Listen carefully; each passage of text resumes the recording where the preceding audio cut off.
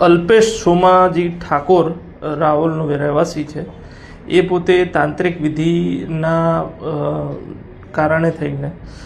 પોતે પૈસાનો વરસાદ કરી શકે છે અને વિધિ દ્વારા પોતાના લોકોના પૈસા અમુક ઘણા કરીને આપી શકે છે એવું જણાવીને એક ફરિયાદી છે તૌફિકભાઈ કરીને, જે પોતે એ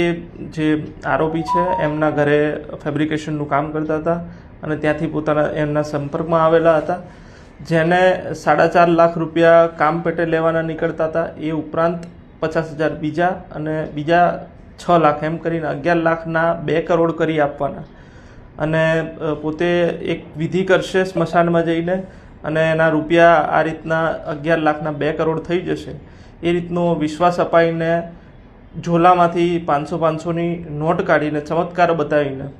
એને